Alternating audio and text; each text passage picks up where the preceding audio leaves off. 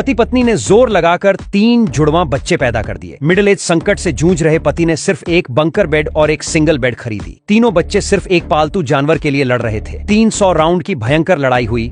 पति पत्नी परेशान हो गए। आखिरकार पति ने सोच समझकर सब कुछ साफ कर दिया और 2 स्टील पाइप लगाकर 2 बेड फ्रेम बनाए। दोनों किनारों पर खंभे लगाकर सपोर्ट दिया। बाहर से लकड़ी की परत चढ़ाई और फिर दूसरी बुआ के घर से 2 मुलायम गद्दे लाए जो जुड़वां बेटियों के लिए बेड बने। बेड के नीचे एक बुक शेल्फ बनाया जिसमें उनकी पसंदीदा किताबें रखी ताकि कमरा साफ सुथरा और धूल मुक्त रहे। उसके पास एक बड़ा स्टडी टेबल बनाया जिसकी सतह खिड़की तक फैली हुई थी ताकि दोनों बेटियां आराम से पढ़ाई कर सकें। इससे उनका आपसी प्यार भी बढ़ेगा। साइड में एक वार्डरोब बनाई, ऊपर पुराने मोटे कंबल रखे और नीचे कपड़े टांगने की जगह बनाई ताकि सब कुछ एक नजर में दिखे और दरवाजा बंद करने पर कमरा और साफ लगे। कोने में एक स्टोरेज कैबिनेट बनाया जिसमें उनकी पढ़ाई की सामग्री रखी गई। स्टेप्स के रूप में कुछ ड्रॉर बनाए। नीचे बड़े बेटी के मोजे, बीच वाले में छोटी बेटी के कपड़े और सबसे ऊपर खिलौनों के लिए जगह रखी। साइड में लकड़ी के बोर्ड पर 2 पतले से खोखले हिस्से बनाकर इनबिल्ट स्टोरेज नीचे दीवार में बनाए। बेड के सिरहाने स्विच और सॉकेट लगाए ताकि रात में किसी परेशानी का सामना न करना पड़े। बाहर एक पार्टीशन वॉल बनाकर